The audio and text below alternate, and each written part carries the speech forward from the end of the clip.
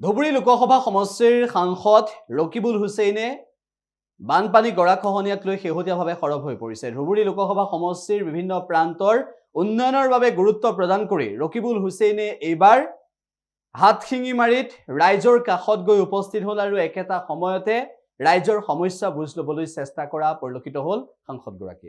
হাতশিঙিমাৰী, Dhubri entire, লোৱাৰ আছাম, চৰ চপৰি, মাজুলী এই অঞ্চলবিলাকত মানুহে কেনেকৈ থাকে গুৱাহাটীত বহি মানুহে ক'ব নোৱাৰিব।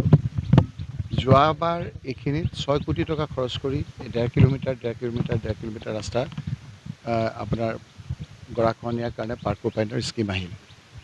সেই 6 কোটি টকা এতিয়া পানীত গ'ল, অকণমানো ইয়াত চিন-চাপ নাই। গতিকে পাৰ্মানেণ্ট প্ৰটেকশ্যনৰ কাৰণে যদি কেন্দ্ৰীয় চৰকাৰৰ দৃষ্টিভংগীৰে যদি আমাৰ এইটো বানপানী গৰাখহনীয়া অসমৰ বিশেষকৈ এই অঞ্চলৰ যদি এইটো নেশ্যনেল প্ৰব্লেম, ৰাষ্ট্ৰীয় সমস্যা বুলি ঘোষণা কৰি আমাৰ যদি পাৰ্মানেণ্ট প্ৰটেকশ্যনৰ কাৰণে চিন্তা কৰে তেতিয়াহে হ'ব। অন্যথা আপোনাৰ এইটো কৰিলে টেকনিকেল মানুহসকল এতিয়া ইয়াত আছে, কৈছে যে যোৱাবাৰ আমি এইখিনিতে কৰিলোঁ, সেই বহুত দূৰত চৰ আছিল, আজি গৰাখহনীয়া হৈ গ'ল। কি লাভটো হ'ল আমি 6 কোটি টকা এনেকৈ খৰচ কৰি। গতিকে যদি এটা পাৰ্মানেণ্ট ছুপাৰ স্পেচিয়েলিষ্ট টিম আনি যদি আমি কাম নকৰোঁ, এনেই মানুহক দেখাবৰ কাৰণে আপোনাৰ কাম কৰাটো হ'ব, কিন্তু মানুহৰ প্ৰটেকশ্যন নহ'ব। সেইকাৰণে মানুহৰ মনত খুব যে আমাক পাৰ্মানেণ্ট প্ৰটেকশ্যন লাগে। সেইকাৰণে মই বাৰে বাৰে কৈছোঁ যে এনেই আমি এটা ৰাইজে ভাল পাবৰ কাৰণে আহি ইয়াৰ পৰা গুচি গৈ তাৰপিছত যদি আমাৰ কোনো প্ৰটেকশ্যন নহয়, আমি সামান্য এটা পাৰ্কো পাইন বা কিবা টেকনিকেলি খুব বেছি ফিজিবল নোহোৱা স্কিম এটা লওঁ, তেতিয়া দেখাবৰ কাৰণে হ'ব, আমি আধাহিলা কৰিব পাৰিম, কিন্তু মানুহৰ প্ৰটেকশ্যন নহয়। গতিকে মই আপোনালোকৰ যোগেদি পুনৰবাৰ কেন্দ্ৰীয় চৰকাৰ, ৰাজ্য চৰকাৰক কৈছোঁ, ৰাজ্য চৰকাৰকো কৈছোঁ যে পাৰ্মানেণ্ট প্ৰটেকশ্যন, যেনেকৈ আপোনাৰ বেমাৰ এটা হ'লে আল্ট্ৰাচাউণ্ড কৰি কি বেমাৰ ক'ত হয় সেই কথাটো ডায়েগন'চিছ কৰি পেলাই আপোনাৰ উলিয়াই পেলাই ঔষধ খায়, তেনেকৈ এই বেমাৰবিলাকৰ ডায়েগন'চিছ কৰিব লাগিব। ক'ত বেমাৰ কেনেকৈ হ'লে হ'ব, এইখিনি যোৱাবাৰ কি দৰকাৰ আপোনাৰ ইমান কোটি টকা খৰচ কৰি আধাশিলা কৰি ইয়াৰ পৰা গুচি গ'ল, আজি আধাশিলা পৰ্যন্ত এদিন উটাই লৈ গুচি গ'ল। গতিকে যদি সঁচাকৈ এই সমস্যাৰ সমাধান কৰিব লাগে, যদি মানুহখিনিক বচাব লাগে, তেতিয়াহ'লে পাৰ্মানেণ্ট প্ৰটেকশ্যন লাগিব।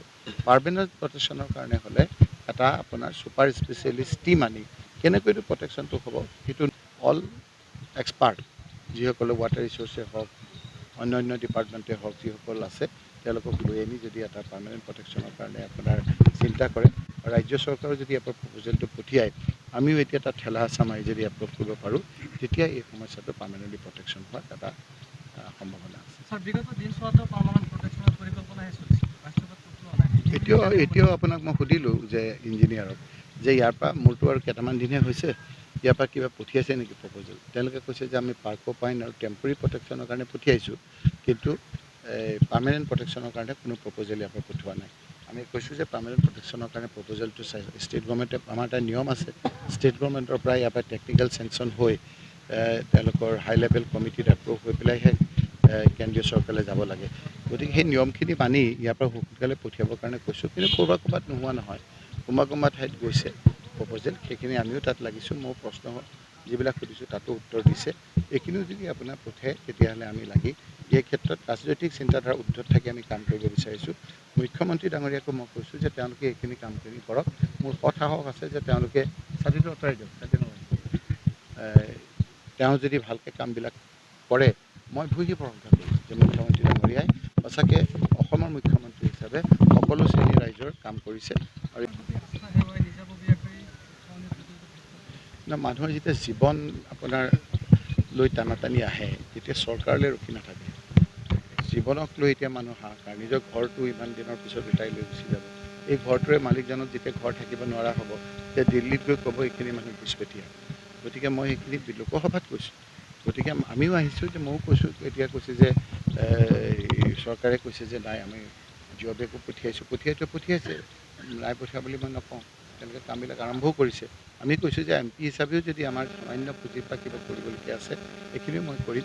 যোৱাকালি আপোনালোকে দেখিছে যে ফকীৰগঞ্জত প্ৰয়োজন আছিল, জিঅ' বেগ আৰু আপোনাৰ পাৰ্কো পাইন আনিছিল, তাত লেবাৰ পে'মেণ্টৰ কাৰণে টকা নাছিল। আমি ইমিডিয়েটলি MLA ৱাজেদ চৌধুৰী আৰু আমাৰ MP ফাণ্ডৰ পৰা যিখিনি আছে আমি সহায় কৰিছিলোঁ। এই অঞ্চলতো কৈছোঁ, কিন্তু এই অঞ্চলত কৈছে যে য'ত হৈছে তাত কম, যে আমি এতিয়া কণ্ট্ৰেক্টৰ যোগেদি কামবিলাক কৰিছোঁ। যদি আমাৰ কিবা কৰিবলগীয়া আছে কৰিম। মই এই ক্ষেত্ৰত আপোনালোকৰো ইয়াৰ স্থানীয় লোক আছে, ইয়াৰ স্থানীয় আমাৰ লোকসকলো আছে, সকলোৰে এই ক্ষেত্ৰত আমি মানে দল মত চৰকাৰ এই সকলো একগোট হৈ কাম কৰিব লাগিব। মই এই ক্ষেত্ৰত কোনো ৰাজনীতি কৰিব বিচৰা নাই। মানুহৰ জীৱন মৰণলৈ ৰাজনীতি কৰিব নালাগে। তেওঁলোকে এই কামখিনি কৰক, মই তেওঁলোকক